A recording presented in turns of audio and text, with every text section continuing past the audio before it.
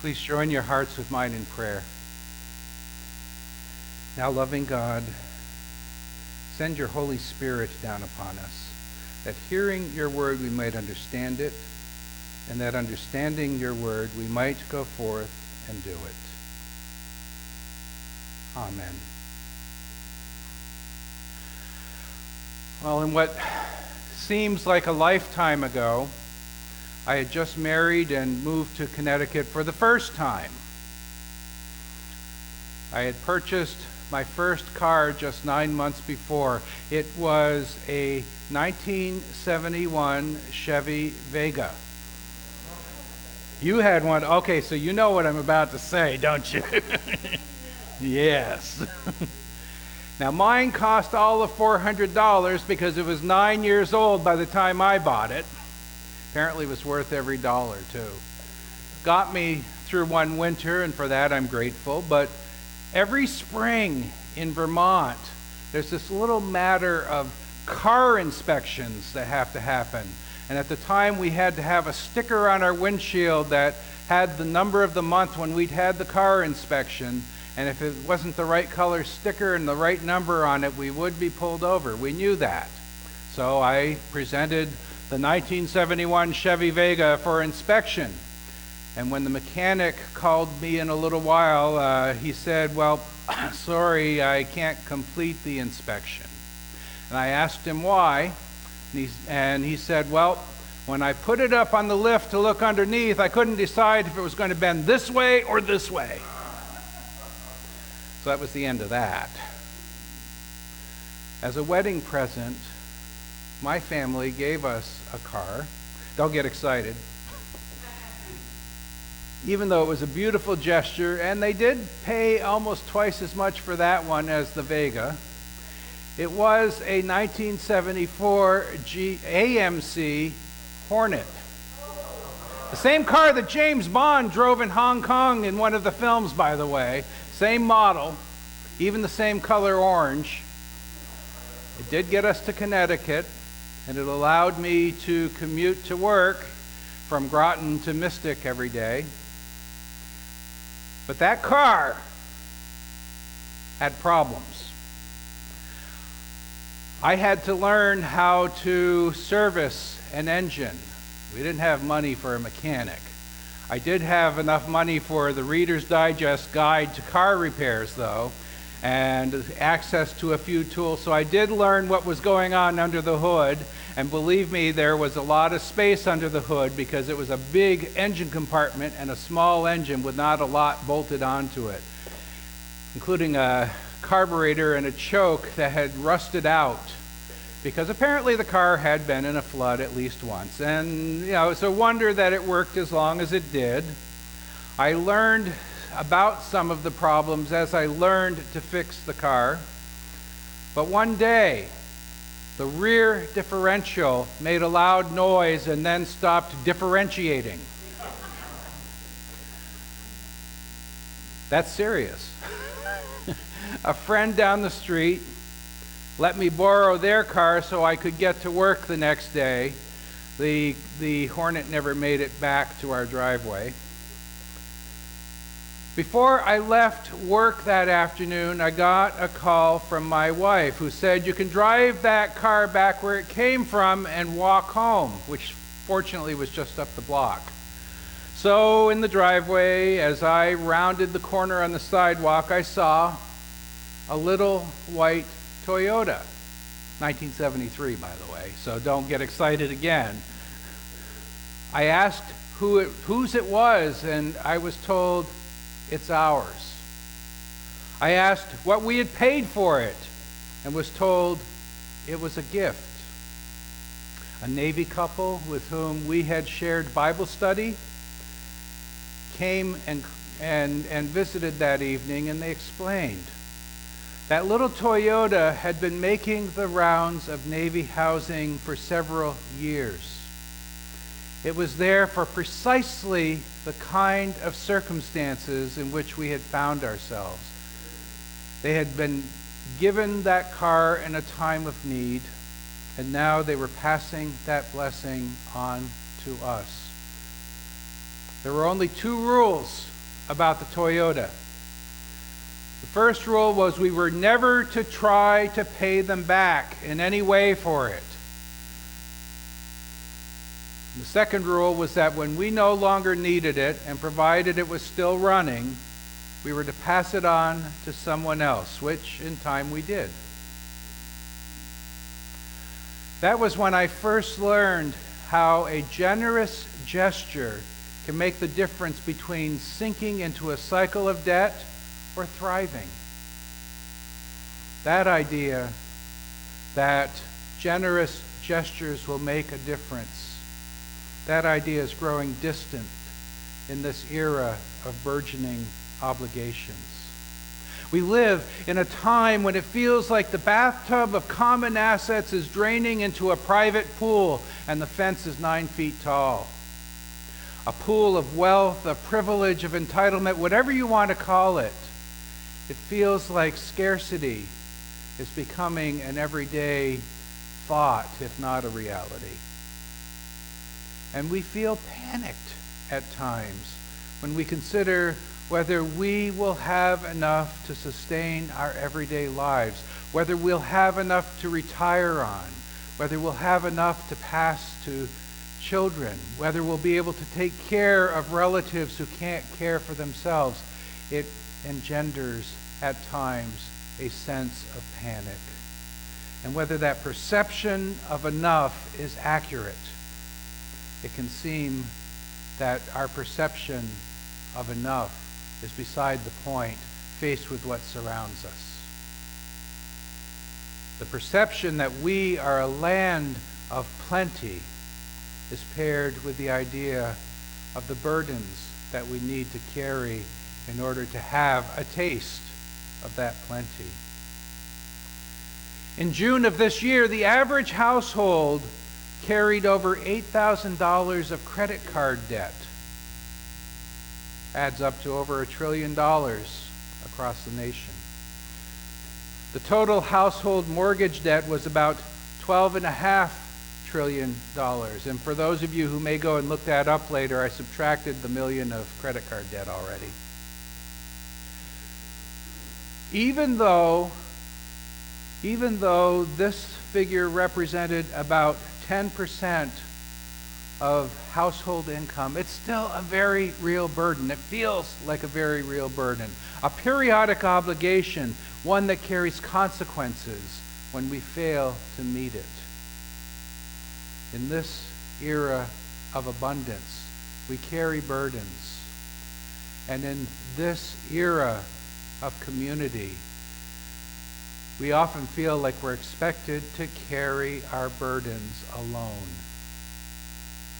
In our society, we value personal responsibility, that me and me alone carries that you carry that. We penalize personal delinquency. We look down on people who can't pay their debts as though it's somehow a moral failing. And we despair of finding a way out when our burdens become too much. We bear our burdens alone. And then we have this scripture. Is this God's idea of a joke? How does that fit into our lives today? Well, it's even more of a joke than you think it is, because it turns out that what we heard in Deuteronomy chapter 15 is just the tip of the iceberg in the conception of the Sabbath year that God put before the people. That command, cancel all debts, is so counterintuitive to how our idea of debt works. You know how it goes. If I loan you something and I know I'm never going to get it back, how is that a loan? Yet that's exactly what God is saying. And that very objection is anticipated. When God is saying on the 7th year, cancel all debts, don't be standing there a year before and saying, I'm not going to loan you anything. I know I'll never get it back. do it anyway. I think it's about understanding ownership and understanding what ownership means in a different way. It's hard to assert that you own something when you can see how easily it is shared and how readily it can be passed on to someone else. And it's the tip of the iceberg, because forgiving debts is just part of what's supposed to happen in the Sabbath year. There is a Sabbath year for the farming fields, when all the fields are supposed to lie fallow for a year, and you're not supposed to be planting them, and you're not supposed to be harvesting them for profit. That the only harvesting that can go on in the Sabbath year is whatever happened to grow and whatever you need for your personal use.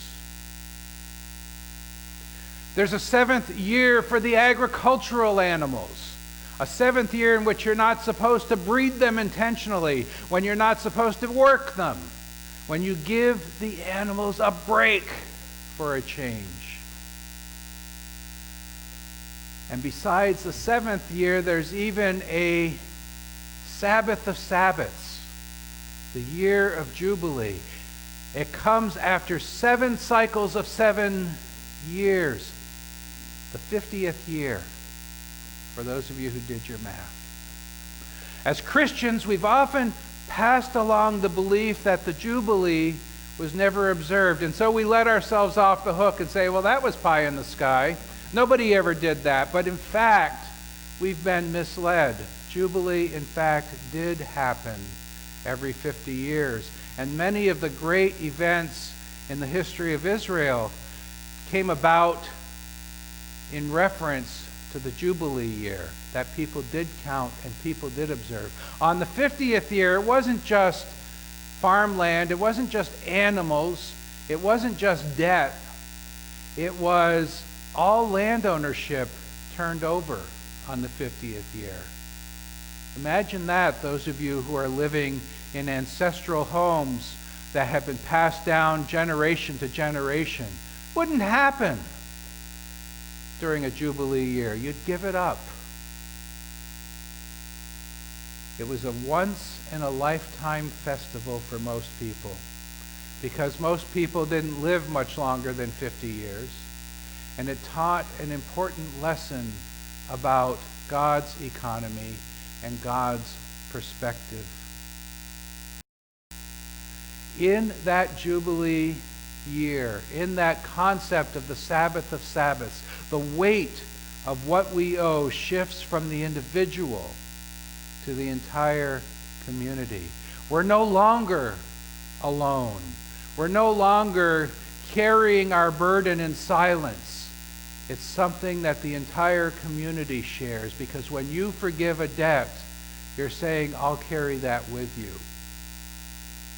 In God's economy, all share equally in the burden of life. In God's economy, all share equally in the joys of life. In God's economy, no one permanently owns any slice of the creation.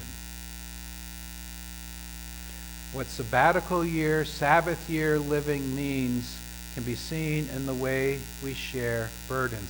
The instructions for Sabbath mention the poor and needy always being among us, but it's not a complaint.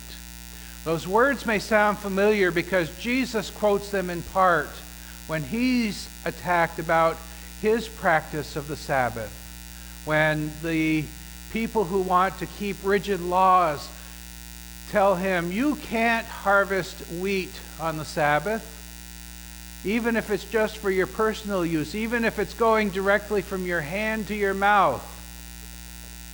You should be thinking about the poor and needy. And Jesus says the poor and needy are always among us. And we were not created for the Sabbath. The Sabbath was created for us. In both Hebrew and New Testaments, we are invited to, through the lens of Sabbath, to see the need in our community as an opportunity for generosity. When we give generously, it changes more than our practice. It changes our heart. It allows us to be a blessing to our community. It allows us to see God's gifts to us as a blessing rather than an entitlement. Being generous, being charitable, lifts two burdens. The one in need who's carrying the burden of obligation finds hope. The one offering a generous gift receives a new and generous outlook. And a strand of God's beloved creation is restored. That lightened feeling is part of the mitzvah, part of the blessing that we receive. So, my friends, may you continue to carry the spirit of Sabbath blessing in your heart long beyond this day. And may our sense of being connected to our neighbor continue to be restored in the light of God's ever-abundant provision for us. Shabbat Shalom. Amen.